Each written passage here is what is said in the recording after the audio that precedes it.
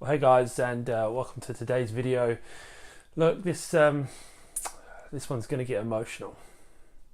Emotional for me because in this video I'm going to be revealing all of my most painful and hurtful mistakes that I've made on my Amazon FBA journey in the UK. You see, most people will be too proud to share stuff like this. Most gurus want to tell you how amazing they are and the most incredible things they do. Well, I'm here to tell you all of my biggest mistakes. My whole goal with my content is not necessarily to make me look good, but it's to help you become good. And so I'm hoping that with this expose on my life and my mistakes in this FBA journey of mine, that it can help you to avoid some of those mistakes. So in this video, I'm going to be talking about the 6 biggest mistakes I've made on this Amazon FBA journey in the last couple of years. And more importantly, make sure you stick around to the end, because at the end, I'm going to talk to you about how you can avoid these mistakes. Let's go.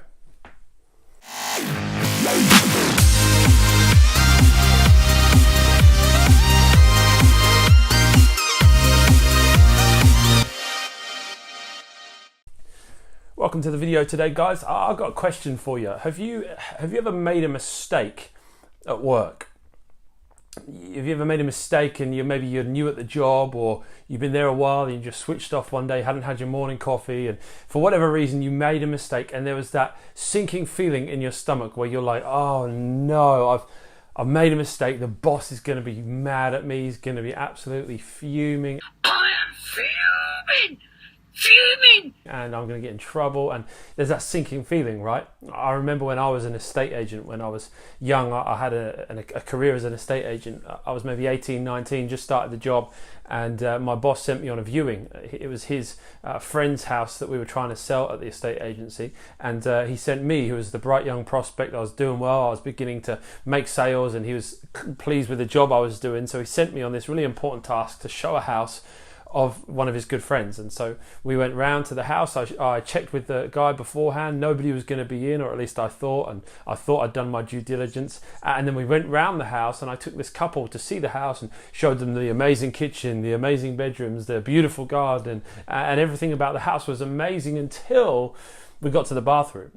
And as we stood outside, and as I'm approaching and telling them how beautiful this bathroom is, I can hear the sound of trickling water. Sounds rather like a running shower. I think that's very strange. That can't be a running shower, because I checked with this guy. I checked that he wasn't going to be in, and but unfortunately, as I flung wide the door for that couple to see the bathroom, there staring back at them was the butt naked brother of the owner of the house. Needless to say, they didn't buy the house, and I went back to the office just with my tail between my legs, knowing I've made a massive mistake here, because I didn't ring all of the numbers on the contact list for who was going to be in the house. I did a basic job, but not a good enough job, and I was so annoyed. I made a mistake, right? But here's the thing. When you make a mistake, when it's your own business, often it can feel like it's 10 times worse. It's your income, it's your finances, it's blood, sweat and tears that you've poured into this business, and now there's been setbacks because of a mistake you've made. And so being a couple of years into this Amazon FBA journey in the UK, for me there's been those occasions on a few times. I've made some mistakes on this journey. You see, my natural tendency has never been to be particularly risk averse. So when I saw the amazing opportunity that was Amazon FBA, when I saw that there was over 100 million customers worldwide, that the UK market was growing rapidly, that we could provide products to the EU from this UK marketplace, and just the most incredible opportunity was before me. I took a few £1,000s from my savings and jumped into this both feet in. This aggressive approach had its benefits, of course, because I was quick to scale, but it also had its drawbacks in the details I'm about to give you with regards to these mistakes. So I want to make sure that when you hear about this opportunity, which it is an amazing opportunity, and when you see YouTube videos and different content about how you can get involved in it, is to make sure as you're rushing into it and jumping into it, make sure you don't make these same mistakes that I did. So I'm hoping today with these 6 mistakes that I made, I can help you avoid them, and stick around to the end when I'm going to be talking about exactly how you can make sure to avoid them. So here we go. Let's go with the 6 biggest mistakes I've made on this journey. Mistake number one, I started with products that new sellers should avoid. It was an electrical product, which if you're a new seller, it's really a product type that you should avoid. So much can go wrong, and ultimately I didn't really know how to do inspections properly. I didn't really know how to ensure a high quality product. I didn't know about writing a purchase contract. I didn't know about how to find the best suppliers. I didn't know about getting a sample confirmed to be high quality before I ordered. There was so much I didn't know, and when I sourced an electrical product, it meant there were so many problems. Ultimately ended up in getting so many returns and defective orders that Amazon started to warn me that my account was at risk because of all of these returns due to the defective product. So there's a whole bunch of product types that really we should avoid. If you want me to make a video perhaps about a full comprehensive list of product types to avoid, let me know in the description below. Haven't got time to talk about it today, but I'm more than happy to create that if that's something that people would like. Let me know below. But it was one of those types of products that it's not necessarily a product that you should never source and sell, but for your first product when you're starting out, it was a big mistake and a big no-no from me. So that was my first mistake, is starting with a product that new sellers should avoid. Mistake number two is I let my supplier organize my shipping. Oh, man, such a rookie error. I let my supplier organize my shipping. They said to me, yeah, don't worry, we'll handle it, we'll ship it. DDP, which stands for Delivery Duties Paid, which means that they handle everything. They pay all of the taxes, they pay all of the import duties, they get it delivered to the Amazon warehouse from them, everything is covered, which as a new seller, that sounds so attractive. It's like, yep, hassle-free, you take all of the work for me, I'm so keen for that, only to realize halfway through the shipment that they had actually under-declared the value of my goods. Now, this is a common practice with Chinese manufacturers, is they will offer to ship the products for you, and rather than say that your shipment is £1,000, they will say it's £500, that way saving them the fees on the duties and taxes, even though they've charged you for the full rate. It's basically a way of bumping up their margins. Unfortunately, it's commonplace in the industry, but that doesn't mean it's acceptable, because it isn't.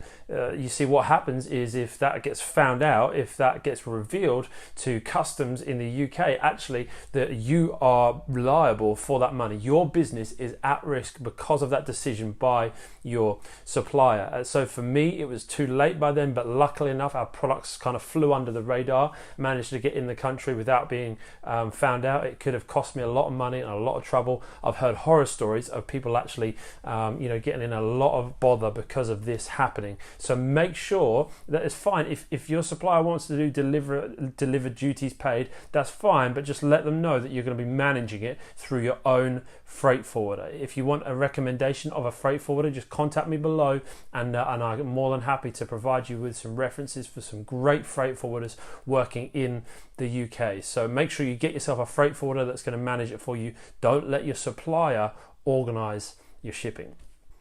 All right, here we go. Mistake number three is I missed key EU specific information on my packaging. Now this one really, we were so close to it costing us so much.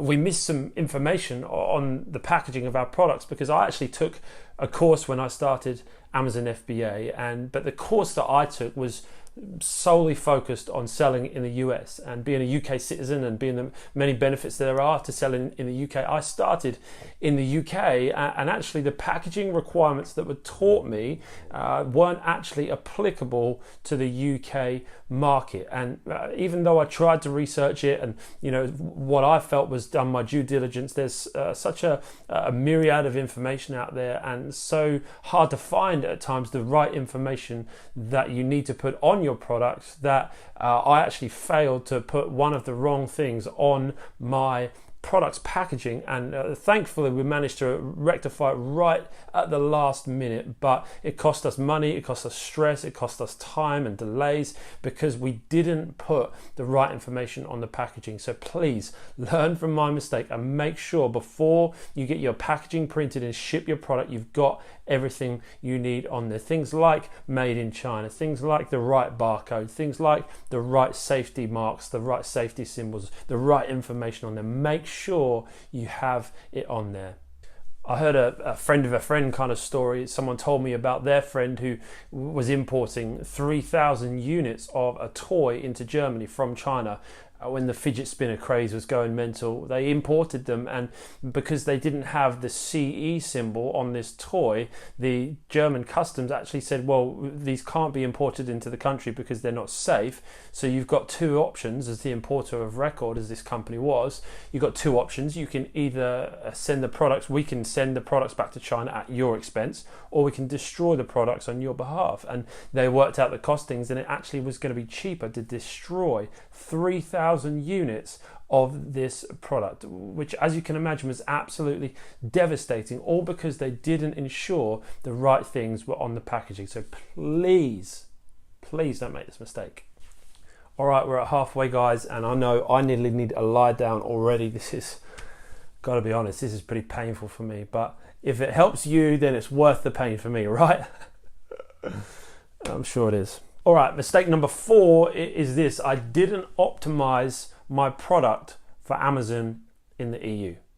Here's the thing, right? The fulfillment fee structure in the UK and the European marketplaces is different to the USA. It's different for a number of reasons. Number one, America still work on inches and ounces and pounds. And I know it's 2018, right? I don't know either, but they do it for some reason. Billions and billions. But in the UK and Europe, we use grams and centimeters, right? And so it's different because of that. It's also different because there's just a few nuances that are different about the whole process. And because of this, we actually were having a product sourced. We were having 1,000 units of a product that was being manufactured. And our manufacturer just sort of during the manufacturing process said, hey, we've had some, customer feedback, and they, we've made the product just like 1 centimeter, 2 centimeters bigger, just to make it better for the customer, customer experience. And I was like, yeah, no worries, customer experience, satisfaction is our number 1 priority. I was all like, yeah, no worries, man, it's super sweet.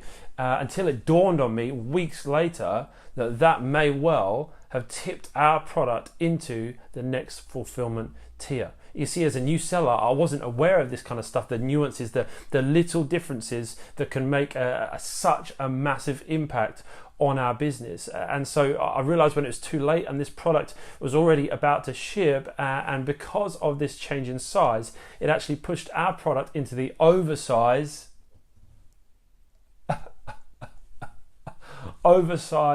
category, which pretty much doubles the fulfillment fees in the UK, and in some places in Europe nearly triples the fulfillment fee. And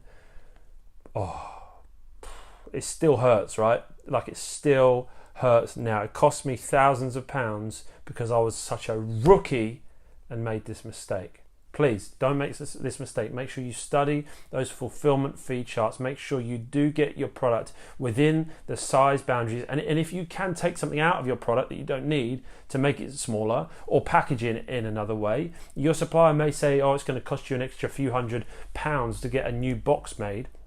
But that may save you thousands of pounds in the long run because of the change of size. Maybe the longest side is actually shorter and brings it down a sizing category. So think about that. Be strategic. Don't just get a product on sale as quick as you can. Think about, how can I optimize my product for the Amazon platform? Mistake number 5, guys.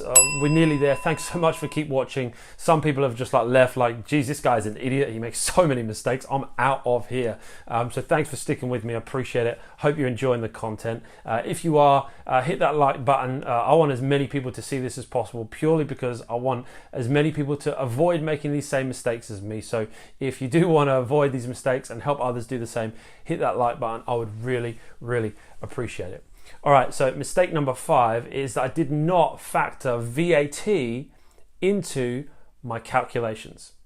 You see, I got so engrossed in product research and calculating the numbers based on an American platform, an American system, that I failed to realize that Amazon actually is going to charge me as a business VAT. Nowhere have I ever seen anyone talk about how Amazon charge you VAT on their fees in the UK. I haven't seen it on YouTube. I haven't seen it in a course I enrolled in. I haven't heard it in any podcast. The first time I saw it was in my flipping Amazon reports that showed me that I was £1 profit down on every unit based on my expectations. And I was like, why am I so far off where I expected to be? And then I realized that Amazon was actually charging me, the fees that Amazon quote you is exclusive of VAT. The 15% referral fee is exclusive of VAT.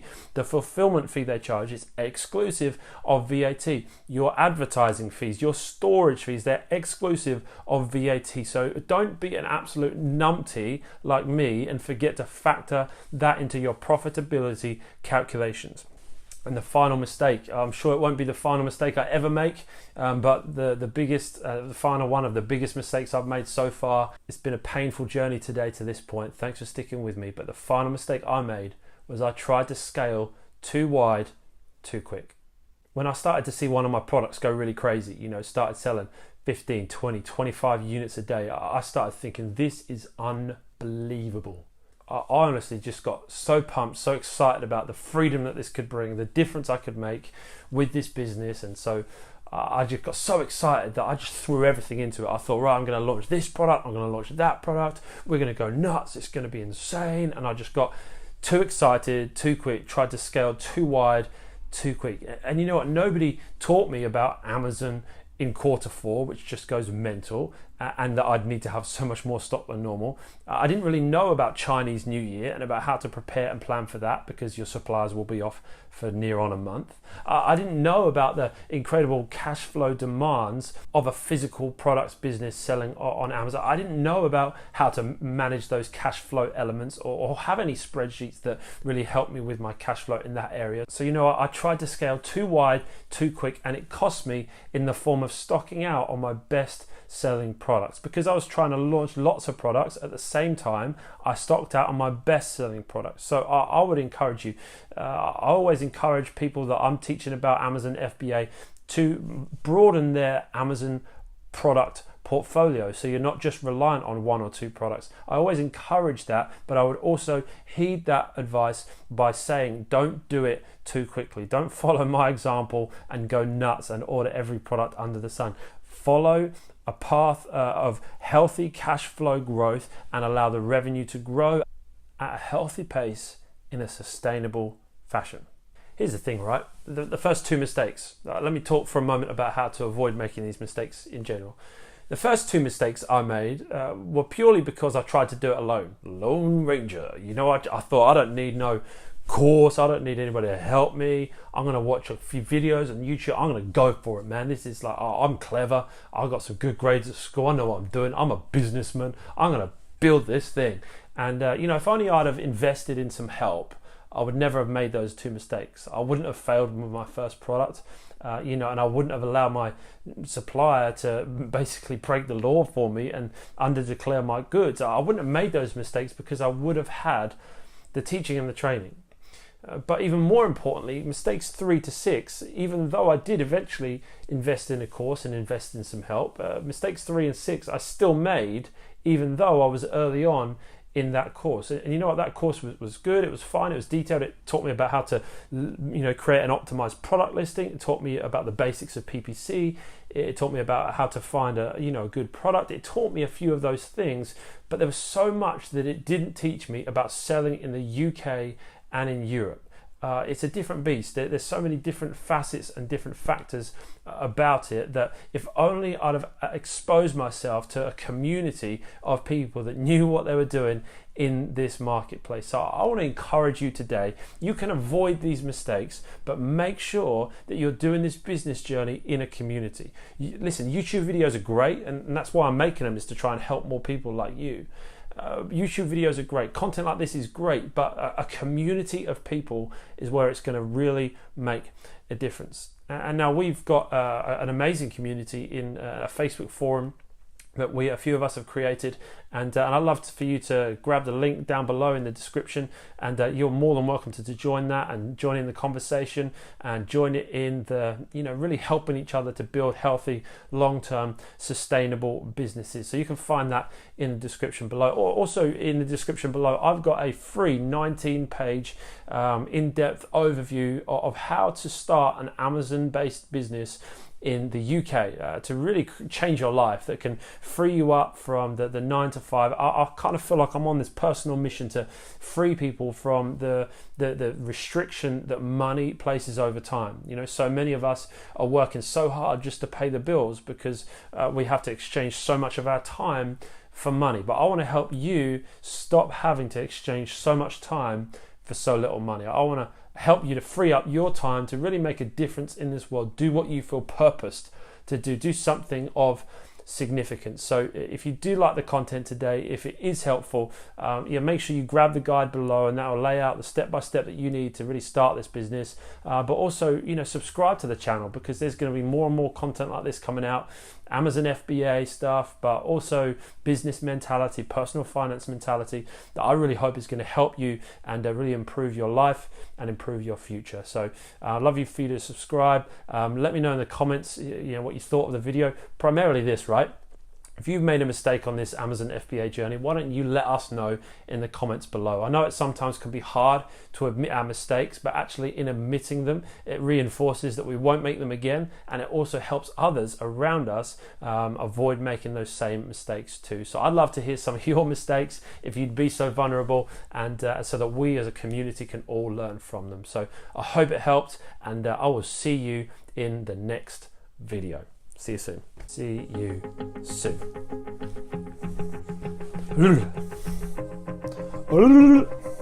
Coffee. Oh, the sweet nectar. Oh, that's the good stuff. Cheers all.